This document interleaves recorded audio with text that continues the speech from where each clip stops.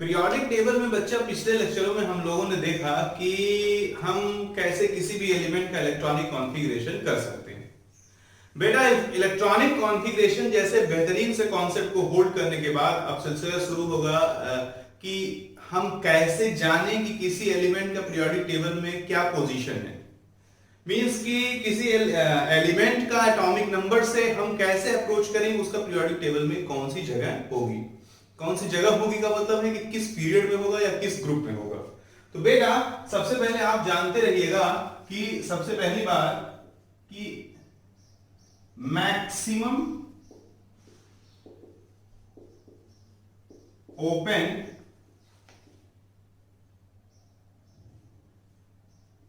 Number of cell ये हमें decide करेंगे पीरियड नंबर, यानी कि किसी भी इलेक्ट्रॉनिक कॉन्फ़िगरेशन में अधिकतम मैक्सिमम जितने सेल ओपन हुए होंगे वो डिसाइड करेंगे कि उस एलिमेंट का पीरियड क्या है। और दूसरा total number of electron,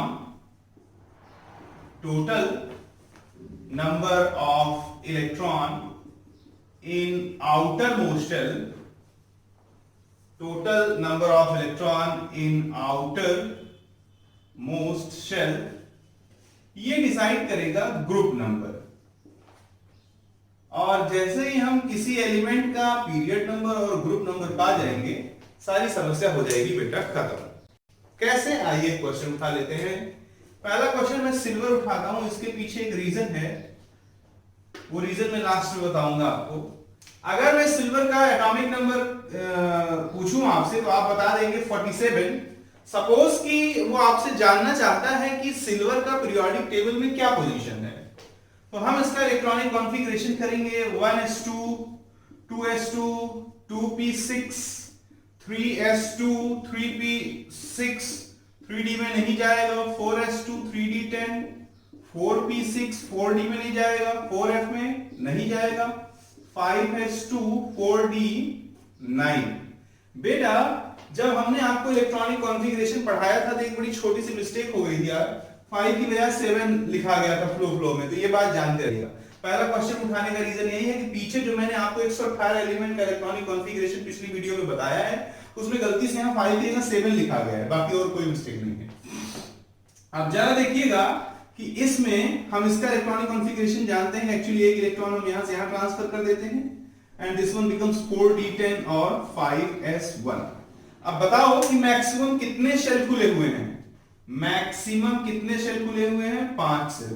5s आ गया यानी पांचवा सेल खुल गया कि नहीं, क्योंकि 5s कौन से शेल में होगा? पांचवें सेल में होगा। तो शेल मैक्सिमम 5 खुले हैं, तो इसका पीरियड नंबर क्या हो जाएगा? इसका पीरियड नंबर हो जाएगा 5, क्योंकि जितने मैक्सिमम शेल खुले हुए होते हैं वही होता है पीरियड नंबर। अब बात करते हैं कि number of electron in outermost shell, तो जरा आप काउंट कर लीजिए। Number of electron in outermost cell, तो आउटर मोस्ट शेल में नंबर ऑफ इलेक्ट्रॉन काउंट करेंगे तो जरा देखिएगा 1 और 10 11 इलेक्ट्रॉन है टोटल।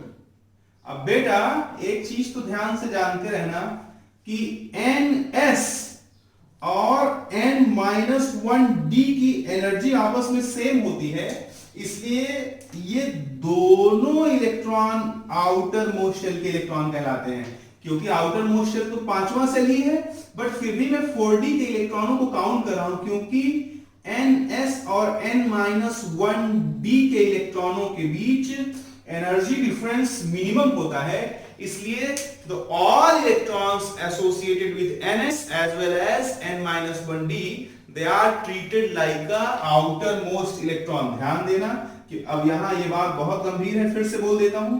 4d चौथे सेल का है, 5s पांचवें सेल का है, फिर भी हम इनको आउटर मोस्ट शेल एक साथ ले रहे हैं। क्यों? क्योंकि इनकी और इनकी एनर्जी आपस में क्या होती है? लगभग same.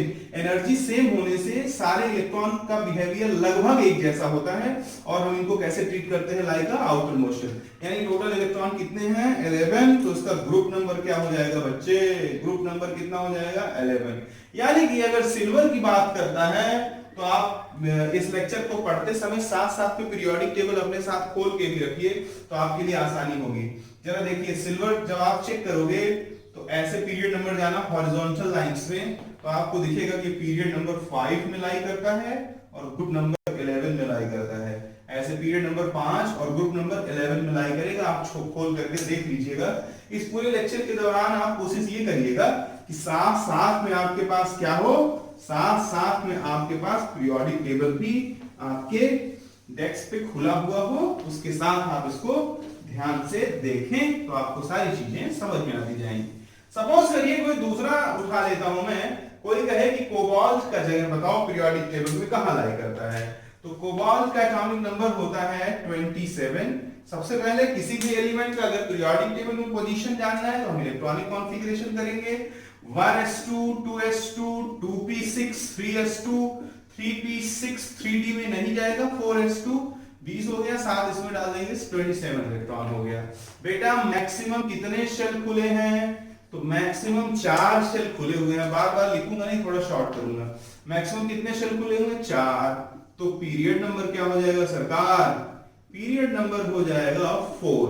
And what about the number of electron in outermost shell, तो आपको मालूम है ns और n-1d की एनर्जी आपस में सेम होती है, इसलिए ये they all electrons will treated like a outer most electron. तो आउटर मोस्ट इलेक्ट्रॉन कितने हैं, 7 और 2 9 इलेक्ट्रॉन हैं। तो ग्रुप नंबर इसका कितना हो जाएगा, 9। यानी कि जो कोबाल्ट है वो पीरियड नंबर 4 और ग्रुप नंबर किसमें लाई करता है, 9 में लाई करता है। मेरे कहने से मत मानिए, अपने सामने पीरियोडिक टेबल खोलिए और जरा चेक करिए कि यह पीरियड नंबर 4 और ग्रुप नंबर 9 में लाई करता है कि नहीं लाई करता है। जब चेक करोगे तो बातें बिल्कुल 100% सही निकलेगी। इसी तरह से सपोज कर लीजिए कि पीछे जो मैंने आपको सिखाया है उसका एक एप्लीकेशन ले लेता हूं। मान लीजिए कि पीडी जिसका एटॉमिक नंबर था बेटा 46, इसका पीरियोडिक टेबल में कोई आपसे पोजीशन पूछ लेता है 1s2 2s2 2p6 3s2 3p6 3d में नहीं जाएगा, 4s2 3d10 4p6 4d में नहीं जाएगा, 4f में नहीं जाएगा, 5s2 और 4d8। ये तो वो हुआ जो दुनिया जानती है, लेकिन तुमने पीछे के लेक्चर में सीखा है इसका इलेक्ट्रॉनिक कॉन्फ़िगरेशन ऐसा नहीं होता, इसका इलेक्ट्रॉनिक कॉन्फ़िगरेशन ऐसा होता है। उसके पीछे क्या रीजन है ये भी पीछे के लेक्चर में काफी डिटेल डिस्कशन की गई है।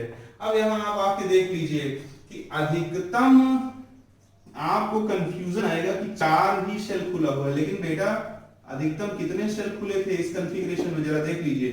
यानी 5s0 उपस्थित है कि नहीं है, बिल्कुल है। तो इसका जो ये बात फिर से सुन लो, तुम्हें लगेगा कि अधिकतम 4 ही सेल खुले हैं क्योंकि ये तो 0 है, लेकिन बेटा ये प्रैक्टिकल बिहेवियर के आधार पर बनाया गया इलेक्ट्रॉनिक कॉन्फ़िगरेशन है। यानी और स्टैंडर्ड शब्दों में बोलूं तो ये आइडियलाइज्ड इलेक्ट्रॉनिक कॉन्फ़िगरेशन है, आइडियलाइज्ड इलेक्ट्रॉनिक कॉन्फ़िगरेशन। यानी कि नेचर में इसका कैसा व्यवहार है उसको देख करके बनाया गया इलेक्ट्रॉनिक कॉन्फ़िगरेशन है। एक्चुअल में जो ऑब्जर्व इलेक्ट्रॉनिक कॉन्फ़िगरेशन होगा वो कैसा होगा, ऐसा होगा। इसलिए जरा देखो कि ग्रुप पीरियड नंबर कितना हो जाएगा, मैक्सिमम कितने शेल खुले हुए हैं, 5। तो पीरियड नंबर कितना हो जाएगा बेटा, इसका पीरियड नंबर कितना हो जाएगा, 5 हो जाएगा।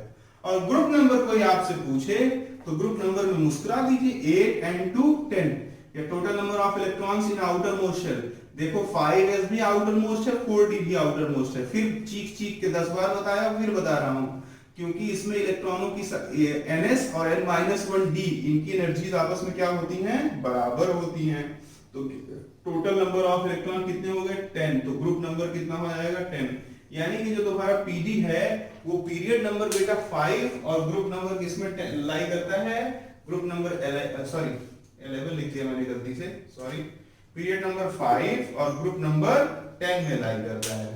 आगे जब हम थोड़ा सा इसको और मॉडिफाइड करते हैं, अब मैं सपोज हमारे पास एक कोई अच्छा सा क्वेश्चन ले लेते हैं। क्वेश्चन कहता है हमारे पास कोई एक हाइपोथेटिकल एलिमेंट है जिसका एटॉमिक नंबर है 120।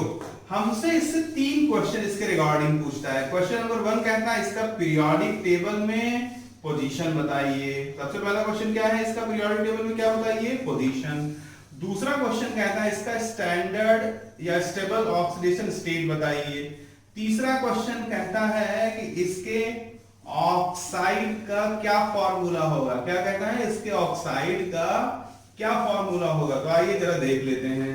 अगर हमको x जिसका एटॉमिक नंबर 120 है, इसके बारे में ये 3 जानकारी पूछता है, तो सबसे पहले हमें इसका इलेक्ट्रॉनिक कॉन्फ़िगरेशन करना पड़ेगा। बेटा इलेक्ट्रॉनिक कॉन्फ़िगरेशन हम स्टार्ट करेंगे 1s2 2s2 2p6 3s2 3p6 3d में इलेक्ट्रॉन नहीं जाएगा, 4s2 3d10 4p6 4d में इलेक्ट्रॉन नहीं जाएगा, 4f में नहीं जाएगा, 5s2 4d10। अब बेटा इलेक्ट्रॉनिक कॉन्फ़िगरेशन तो मुस्कुरा के कर लेना, पिछला पूरा 1 घंटे 15 से 20 मिनट का लेक्चर में सिर्फ मैंने इलेक्ट्रॉनिक कॉन्फ़िगरेशन सिखाया है, उसको देखोगे तो बहुत फायदा मिलेगा। 5p6 5d में इलेक्ट्रॉन नहीं जाएगा, 5f में नहीं जाएगा, 6s2।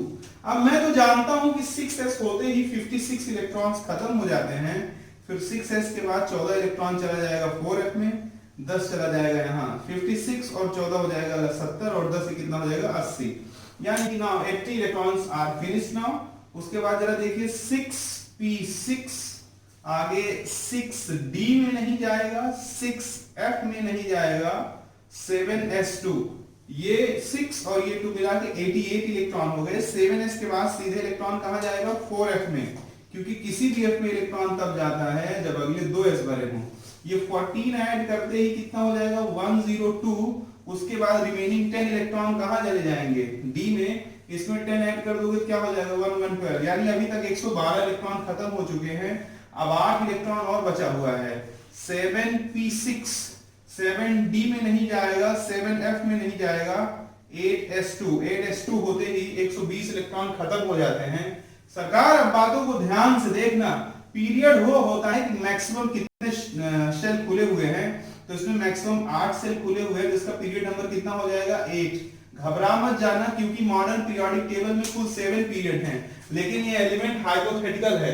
जिस दिन साइंस का डेवलपमेंट होगा आज से 10 साल 20 साल 30 साल 40 साल 50 साल 100 साल 1000 साल बाद, और साइंस का डेवलपमेंट होने के बाद 120 एटॉमिक नंबर वाला एलिमेंट खोजा जाएगा, तो उसके लिए पीरियोडिक टेबल को दोबारा से बनाना पड़ेगा और उसमें पीरियड नंबर 8 ऐड ही करना पड़ेगा, और कोई चारा नहीं बचेगा हमारे पास। ग्रुप की बात करें, हाइपोथेटिकल क्वेश्चन है बेटा, बहुत स्मार्ट क्वेश्चन है। ग्रुप की बात करें तो total number of electrons present in outer motion, तो जरा देख लीजिए आउटर मोशन 8s है, और 8s में कुल कितने इलेक्ट्रॉन हैं 2 इलेक्ट्रॉन प्रेजेंट हैं, जिसका ग्रुप नंबर क्या हो जाएगा 2। ग्रुप नंबर 2 यानी किसके सिमिलर रहेगा, ये बेरिलियम मैग्नीशियम कैल्शियम स्ट्रोंशियम, उसके बाद बेरियम, और इसके नीचे आ जाएगा ये x जब भी कभी खोजा जाएगा तो। अब ग्रुप 2 का जो जनरल ऑक्सीडेशन स्टेट है, ये स्टैंडर्ड ऑक्सीडेशन स्टेट, पहले क्वेश्चन का जवाब मिल गया कि नहीं मिल गया, पोजीशन क्या होगा पीरियड नंबर 8 ग्रुप नंबर 2। दूसरा क्वेश्चन क्या है, स्टैंडर्ड ऑक्सीडेशन स्टेट, सारे ग्रुप 2 के एलिमेंट जो हैं आउटर मोशन में 2 इलेक्ट्रॉन होने की वजह से +2 ऑक्सीडेशन स्टेट दिखाते हैं, इसलिए स्टैंडर्ड ऑक्सीडेशन स्टेट इसका भी कितना हो जाएगा +2, because it is similar to group 2 elements. और ऑक्साइड का फार्मूला बताओ, ग्रुप 2 के एलिमेंट अगर M इन पे +2 होता है, ऑक्सीजन पे -2 होता है, तो MO टाइप का ऑक्साइड बनाते हैं, जैसे Mg MgO Be BeOC HCO, उसी तरह से X भी कैसा ऑक्साइड बनाएगा, XO टाइप ऑक्साइड बनाएगा। काफी अच्छा क्वेश्चन था, उम्मीद करता हूं कि आपको समझ में आया होगा। इसी सिलसिले में थोड़ा सा और इंपॉर्टेंट बनाने की कोशिश करता हूं और आप तक एक बेहतरीन सी जानकारी पहुंचाने का एक छोटा सा प्रयास करता हूं, उसको आप देखिएगा और जानने की कोशिश करिएगा। क्वेश्चन है, मान लीजिए क्वेश्चन में कहता है कि suppose one orbital can maximum take 3 electron. बहुत ध्यान से सुनना, नहीं तो चक्कर आ जाएगा आपको, पानी भी पीना पड़ जाएगा, इसलिए ध्यान से बात को सुनना कि suppose one orbital can take maximum, question में कहता है कि मान लो कि एक ऑर्बिटल मैक्सिमम 3 इलेक्ट्रॉन को ले सकता है। स्टेटमेंट बोल देता हूं, आप अगर नोट्स बना रहे होइएगा तो लिख लीजिएगा। Suppose one orbital can take maximum 3 electron, then predict the position of, कुछ ले लो बढ़िया सा, प्लैटिनम, इसका एटॉमिक नंबर कितना है 78, पहले थोड़ा एक तो छोटा भी ले लेता हूं, then predict the position of chromium 24 और चलो MO molybdenum 42 and platinum 78 in periodic table. ध्यान से बात को सुन लेना कि अब तक जितनी जानकारी लिए हो उस जानकारी के अकॉर्डिंग जो आपको पढ़ाया जाता है केमिस्ट्री में वो ये है कि एक ऑर्बिटल में मैक्सिमम 2 इलेक्ट्रॉन जा सकते हैं, लेकिन मैं उसको वायलेट कर रहा हूं। मैं कह रहा हूं कि मान लेता हूं, एज्यूम कर लेता हूं कि एक ऑर्बिटल में एक इलेक्ट्रॉन में ही 3 इलेक्ट्रॉन जाते हैं। तो बताओ कि इनका इनका इनका पोजीशन क्या होगा। और नोट लगा करके दिया हुआ है कि elements do not follow Aufbau rule. Aufbau rule को फॉलो नहीं करते, इसका क्या मतलब है बेटा? ऑफ-बाउ रूल को फॉलो नहीं करते इसका मतलब कि एनर्जी के ऑर्डर को फॉलो नहीं करते। तो क्या बदल जाएगा? एक ही बात बदल जाएगी जो पूरे 1 घंटे में समझाया था। पूरे 1 घंटे में मैं बार बार बोलता था कि किसी भी डी में इलेक्ट्रॉन तब जाएगा जब उससे अगला एस भरा हो। क्यों बोलता था? क्योंकि 3D की एनर्जी 4s से क्या होती है? ज्यादा। चाहे तो प्रूव करके दिखा दूं। 4s 3D n plus l से एनर्जी डिसाइड होती है। इसकी n कितना है? 4, l कितना है? 0। इसका n कितना है? 3 और l कितना है बच्चे? 2। तो इसका n प्लस l कितना हो गया? 5। तो जिसका n प्लस l कम होता है उसकी एनर्जी भी क्या होती है? कम होती है। और जिसका n प्लस l ज्यादा होता है उसकी एनर्जी क्या होती है? ज्यादा होती है। इससे पता लगता है कि 3D की एनर्जी 4s से क्या होती है? ज्यादा। इसलिए मैं चिल्ला चिल्ला के बार बार ये कहता हूं कि किसी भी डी में इलेक्ट्रॉन तब जाएगा जब उससे अगला एस क्या हो? भरा हुआ हो। लेकिन अगर क्वेश्चन में कहता है कि ऑफ-बाउ के सिद्धांतों को, ऑफ-बाउ के कॉन्सेप्ट को, ऑफ-बाउ के दिए हुए स्टेटमेंट को एलिमेंट फॉलो नहीं करता है, तो ऐसी स्थिति में क्या बदल जाएगा? इलेक्ट्रॉन एक फिक्स मैनर में जाएंगे। 4s में जाने से पहले किसमें चले जाएंगे? 3D में चले जाएंगे। इस बात को फिर से सुन लो। अगर आप बाउ के नियमों को फॉलो करेगा तो 3D में पहले नहीं जाएगा, पहले 4s में जाएगा। अगर नहीं फॉलो करेगा तो एक ऑर्डर वाइज जाएगा। 1 यानी 1s जैसे D जैसे खुलेगा उसमें इलेक्ट्रॉन जाने लगेगा। कैसे मैं दिखाता हूं और क्लियर हो जाएगा। जरा देखें, जैसे क्रोमियम का इलेक्ट्रॉनिक कॉन्फ़िगरेशन करते हैं तो हमें लिखना पड़ेगा 1s3। अब चौंक मत जाना, गधापन मत करना। मैंने यहां बोल रखा है 1 orbital can take maximum 3 electron. 1s3, 2s3, 2p, p में 3 ऑर्बिटल होते हैं तो 9, 2p 9 और 9 और 9 और 6 कितना हो गया? 15। उसके बाद क्या हो जाएगा? 3s3 और 15 और 3 कितना हो गया? 18 और 3p 18 में कितना ऐड कर देंगे? 24 हो जाएगा 6। तो 3p 6 हो जाएगा। देख लीजिए 3 3 9 9 9 18 18 और 3 20 सॉरी 18 और 3 21 सॉरी 21 के बाद यहाँ पे कितना हो जाएगा? 3 यानी कि 3p 3। यहाँ 24 इलेक्ट्रॉन्स कंप्लीट हो जाते हैं। जरा देख लीजिए 3 3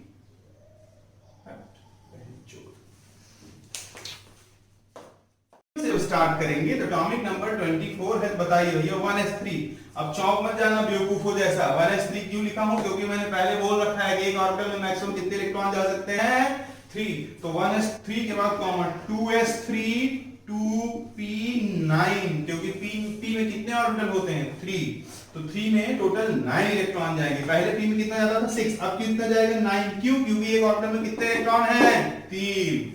उसके बाद क्या हो जाएगा? 3s3 3p काउंट कर लीजिए 3 3 6 और 6 एंड 9 कितना हो जाएगा? 15 15 और 3 कितना हो जाएगा? 18 18 यानी कि हमारे पास टोटल बचे कितने इलेक्ट्रॉन? 6। तो हम 3p6 इसमें डाल देंगे। तो बताओ कि मैक्सिमम कितने शेल खुले हैं? मैक्सिमम शेल खुले हैं कितने? 3। तो इसका पीरियड नंबर कितना हो जाएगा? 3। और अगर ग्रुप की बात किया जाए तो आउटर मोस्ट शेल तीसरा सेल है कि नहीं?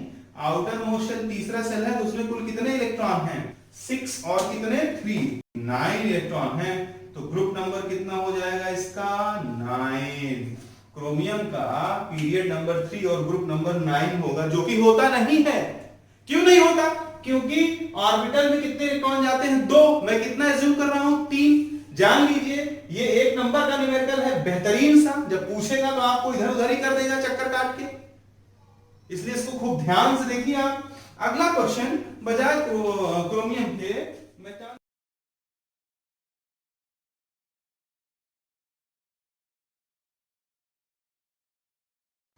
अब आगे इलेक्ट्रॉनिक कॉन्फ़िगरेशन के सिलसिले में जब हम लोग चलेंगे और प्लैटिनम का इलेक्ट्रॉनिक कॉन्फ़िगरेशन करेंगे, और यहां आपको ये स्टेटमेंट हमेशा याद रखना है कि एक ऑर्बिटल में जो नंबर ऑफ इलेक्ट्रॉन्स जाएंगे वो 3 जाएंगे। आपने जो भी कुछ पढ़ा है उसमें कितने जाते हैं, उसमें 2 जाते हैं। तो भैया यहां पे हो जाएगा 1s3, 2s3, 2p, remember 2p6 की आपको आदत लगी है क्योंकि p में 3 ऑर्बिटल होते हैं, लेकिन यहाँ 2p6 नहीं 2p9 हो जाएगा। उसके बाद 3s3, 3p9, हमने पहले ही आपको बोल रखा है कि elements do not follow Aufbau rule, यानी कि इलेक्ट्रॉन एनर्जी के ऑर्डर में नहीं भरे जा रहे हैं, नहीं भरे जा रहे हैं तो 3d में भी पहले चले जाएंगे। जैसे कि पीछे आपको लेक्चर में बताया गया है कि किसी भी d में इलेक्ट्रॉन तब जाते हैं जब अगला s भरा होता है। ऐसा बेटा तब होता है जब एनर्जी के ऑर्डर को फॉलो करते हैं, means when they follow Aufbau rule. लेकिन यहाँ पे नोट करके लगा दिया है अबाउ रूल को ब्रेक करे तो पहले इसी में चला जाएगा। अब d में टोटल 5 ऑर्बिटल होते हैं तो d 15 हो जाएगा। उसके बाद 4s3, 4p9, 4d 15 और 4f बचेगा। अब जरा मैं एक बार काउंट कर लेता हूं, 3 3 6 6 और 9 15, 15 और 3 18, 18 और 2 20, 27, 27 और 3 30, 30 और 15 45, 45 और 15 60, 60 और 9 69 हो गए। 69 इलेक्ट्रॉन्स यहां तक अगर फिनिश हो जा रहे हैं, ऐसे भी काउंट कर लीजिए, 15 और 15 30 और 9 9 9 27 30 और 27 कितना हो जाएगा, 30 और 27 हो जाएगा 57, और फिर 3 3 6 3 9 3 12, 57 प्लस 12 बिल्कुल करेक्ट है। यानी कि यहां तक इलेक्ट्रॉन्स जो भरे गए हैं वो कितने हो गए, 69 इलेक्ट्रॉन हो गए। अब हमको 78 का कॉन्फ़िगरेशन करना है, यानी 9 इलेक्ट्रॉन्स रिमेनिंग बच रहे हैं, वो 9 के 9 कहां चले जाएंगे, f में चले जाएंगे। सरकार जैसे ही ये 9 के 9 f में चले जाएंगे, अब जरा देख लीजिए कि इसका ग्रुप नंबर क्या हो जाएगा। अब आपको मालूम है कि f ब्लॉक से बिलोंग करता है, और f ब्लॉक के सारे एलिमेंट्स का ग्रुप नंबर कितना होता है, 3। They all belongs to group number 3, उनका ग्रुप फिक्स रहता है, ये मैंने आपको पहले ही बता रखा है। जब आप देखोगे तो S P और बीच में D और नीचे F रखा रहता है। सारे ब्लॉक के एलिमेंट्स का जो ग्रुप नंबर होता है वो कितना होता है, 3। और आपको अगर पीरियड नंबर पता करना है तो 4f में इलेक्ट्रॉन जा रहा है, तो 4f का मतलब होता है 6th पीरियड, और अगर वही 4f के बजाय 5f में होता तो क्या हो जाता, 7th पीरियड। अगर ये बातें आपको समझ में आ रही तो अच्छी बात है, अगर नहीं समझ में आ रही तो आप पीछे लेक्चर खोल के देखेंगे तो साथ में पीरियोडिक टेबल खोल के रखे रहिएगा कि 4f भरना शुरू होता है 6th पीरियड से, और 5f भरना शुरू होता है 7th पीरियड से, और f ब्लॉक के सारे एलिमेंट किससे बिलोंग करते हैं, ग्रुप नंबर 3 से। वहां आप आउटर मोस्ट शेल के टोटल इलेक्ट्रॉन काउंट मत करने लगिएगा, जो ग्रुप नंबर 3 है उसी में लैंथेनॉइड भी आता है, उसी में कौन आता है, एक्टिनॉइड। चलिए मैं इसका एक लेक्चर बना दूंगा आपको, और कहिए तो अभी बता देता हूं थोड़े शॉर्ट तरीके से। जब भी आप पीरियोडिक टेबल को देखोगे तो आप देखोगे कि लेफ्ट हैंड साइड पे क्या बना होता है, s ब्लॉक बना रहेगा, बीच में क्या रहता है, d ब्लॉक बना रहता है, और इधर राइट साइड क्या बना रहता है, p ब्लॉक बना रहता है।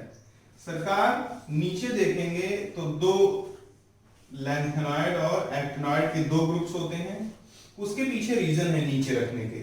चाहता तो वैज्ञानिक देखो लैंथेनम और एक्टिनियम के आगे इन सारे एलिमेंटों को पुट कर देता तो ये 2 लाइनें खूब बदसूरत सी हो जाती कि नहीं हो जाती, क्योंकि बाकी सब जगहों पे 10-10 एलिमेंट्स होते और यहाँ पे 14-14 एलिमेंट आ जाते हैं और प्लस 10 डी ब्लॉक के आ जाते हैं, यानी 24 एलिमेंट आ जाते हैं। तो जो अभी पीरियोडिक टेबल देखते हो वो तुम्हें थोड़ी सिमेट्रिक और सुंदर दिखती है। क्यों?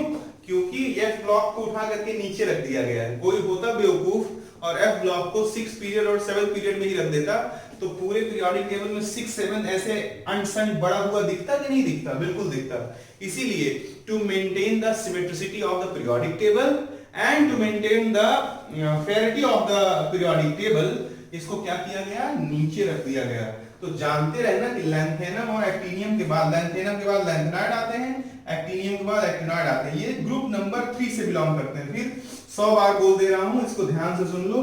एफ ब्लॉक के सारे एलिमेंट्स का ग्रुप सेम होता है, वो क्या होता है? ग्रुप नंबर 3 होता है। यहां से आपको इतनी बातें मैंने बताई।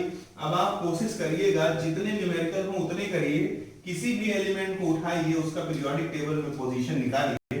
तो उम्मीद करता हूं कि आप अच्छे से निकाल पाएंगे। कोई दिक्कत नहीं, अगर आपको इलेक्ट्रॉनिक कॉन्फ़िगरेशन आता है तो आप बहुत अच्छे से निकाल पाएंगे। बेटा हम क्लासिफिकेशन की बात कर रहे थे। क्लासिफिकेशन के ही सिलसिले में जब हमने मॉडर्न पीरियोडिक टेबल के आगे आपको कुछ बताने की सोची, तो मुझे आया बोहर का क्लासिफिकेशन। बड़ा मेहनती आदमी था बेचारा, इसने जो क्लासिफिकेशन किया वो क्या है जरा आप देखिएगा। किसका classification? Bohr's classification. Bohr's classification क्या है ये आप जरा ध्यान से देखें कि बोहर्स क्लासिफिकेशन क्या है। बोहर्स क्लासिफिकेशन मैं आपको बताता हूं। इसने सबसे पहले क्लासिफाई करने का प्रयास किया in form of inert gas. किसके फॉर्म में? In form of inert gas. Inert gas के फॉर्म में क्लासिफाई करने का प्रयास किया। स्टॉप करो। ऊपर आ रहा है नहीं आ रहा है क्लासिफिकेशन? नहीं आ रहा। तो थोड़ा देखती रहो, रिकॉर्ड कर रहे हैं तो अगर कहीं मुल्ता लिख उठता है तो जरा नजर बनाए रखो। तो मैं इसलिए एक बार हिट भी किया कि देखो उसको। स्टॉप कर दो दूसरे।